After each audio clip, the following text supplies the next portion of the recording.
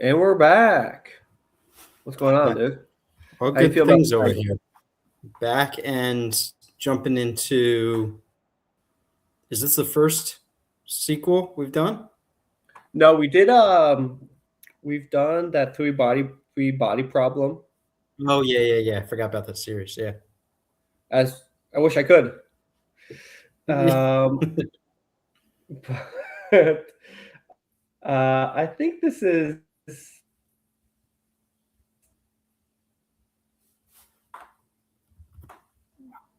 might be I think this is the first sequel. Like first or I don't know. This is the second sequel, I guess you would say. Sorry. Yeah.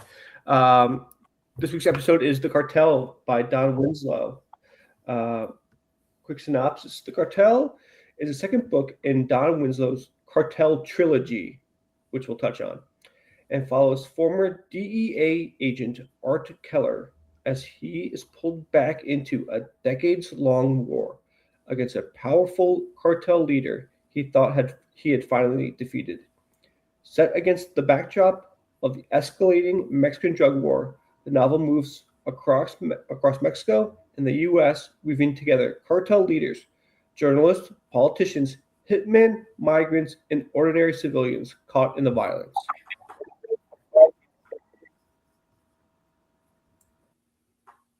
Very, What do you got very for me? similar to the first book. There's not much difference here besides a couple characters having different storylines, but even those characters are Mm-hmm. very similar to the characters in the first book. Like there's the same type of girl, there's the same type of killer, there's the same type of uh, uh, cartel, narcos, whatever you want to call them. There's the same type of storylines across the whole thing. It was like a carbon copy of book one to me. Uh, I thought this was a worse version of book one. All I could think of was just it's whatever that is in playing guitar. It's like the I power did G too. chord. It's just like the power G, just over and over of just violence, bloodshed, dismemberment, terrible events, nothing going well, just like hammering you with the power chord over and over. You're like, okay, when's the melody kicking in? When are we hitting like the drums? Vocals coming Right. in anytime soon? Like when are we gonna mix it up a little bit? Yeah, no, it never gets there. And every new character they bring in, which again is like too many characters, So too many, many storylines. way too many. Every one is like a whole other story. With the young, it's like you didn't even need that. I didn't need all of the stuff about Which one? the uh, like the making of Eddie, basically. So how Eddie and his buddy first go and they meet up with the guys and he gets burnt to death, basically. I didn't need that whole Okay, so he definitely storyline. thought that uh that they're missing Callan from the first book. He was just like, "Hey, I like Callan. He was a great character. People liked him.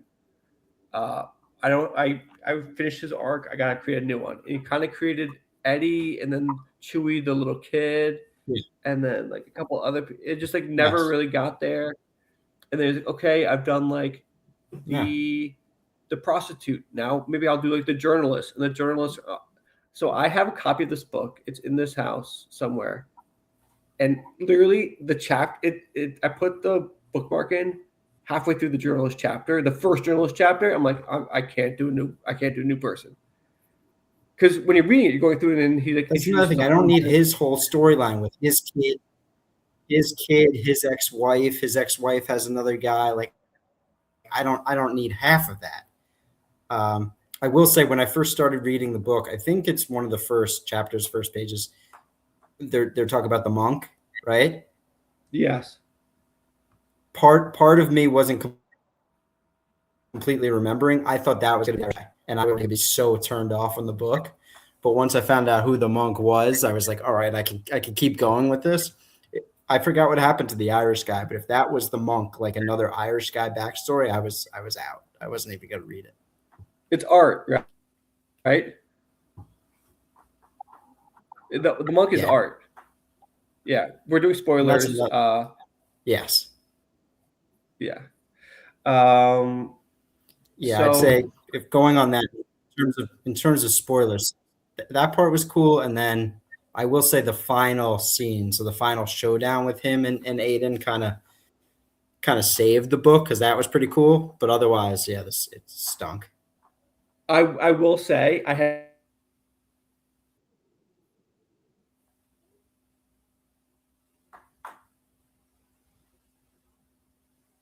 the exact same takeaway. I was like, this book is just like, it's one death is a tragedy, a million deaths is a statistic. It's basically just like 20 people got decapitated and hung by bridges. 12 people got burned alive. 17 people got, liquefied in plastic drums. And you're just like, this is horrific, but like I just saw it 3 times in the last chapter. Yeah, and none of the characters were none of the characters he brought in were none of the characters that were brought in were good either. Like nobody was a great character that I wanted to hear more about. Every one of them I wanted to just hear less about and not have to go back. Like the Tapias, like the rich couple. That's like a big part of like the middle of the book, and then you don't see them again. Yeah, no, that's another thing about it too. Is I think for some reason this was an easier read than the first one. Like I got through it. I think because I was just blowing it off, like some of the characters, knowing that they aren't going to matter to the rest of the book. You're being introduced to characters, and you can kind of know and tell that they're not going to be important to the book. So I think I got through this one faster because of that. That's fair. I'm trying to bring up like sheets and everything. I thought like I like the last showdown. The last showdown. Again, we're doing spoilers. When Art Keller combines forces with Adon Barea, I'm like, this is so stupid. He would never do this. This is his mortal enemy. He would quit before he does this. He was like, okay, I actually can't win this war. But the fact that he did it to turn on him, I kind of liked. That's like the highlight of the book, I would say. The final, because I do like, I actually, because it happened a little bit Moriarty, where like, oh, you got me. Like you got me. Like I do like getting got in books. Like, okay, you did have a plan. Yeah, I didn't expect it. Yeah. He should have like were you frustrated when he teamed up with Adon? Were you like this he would never do this? I was like because that was probably the low point. Well, I knew that there was a third book, so I thought to myself, oh no, they're gonna like get away, go their separate ways, and then there's gonna be a third book that's gonna delve into this even further. So I thought it was just setting up for the third book. What is the third book going to be about? No idea. I don't think we need to read it.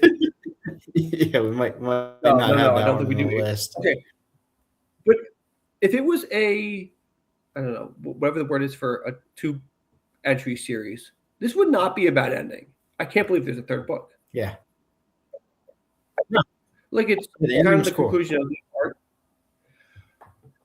Art Keller and Adon Barea arc. Now that I touch on arc, I wanted to bring this up. There's no arc in the book. Like who does like the escalating action, rising action, like crescendo. Who gets the full arc? Maybe the Chewie, the kid, who's like a killer, but like no one like. Oh god, that would be terrible. Like it I don't know where they go next with this. I thought it finished up fine. He and the kid are both whatever, living a life, if you ever want to call it that. Aiden's obviously gone, and then there's everyone else. Again, the storylines aren't even that important, so they just kind of like fade into the background.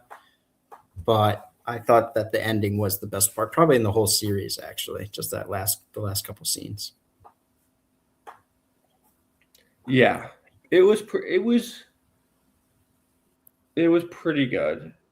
Like I'm such a George R. Martin homer that like I love all his little breadcrumbs he leaves readers. Like, okay, like in this tavern there was like the squire for this night, and this night is related to Jamie Lannister, and that's how like it gets like I felt like there was none of those things in the book where it's like, hey, even though there's interweaving storylines, Yeah. even though we've gone 80 pages without talking about Adon and we're totally focusing on Marisol, the Robin Hood rural doctor, like here's a little breadcrumb tying this all together.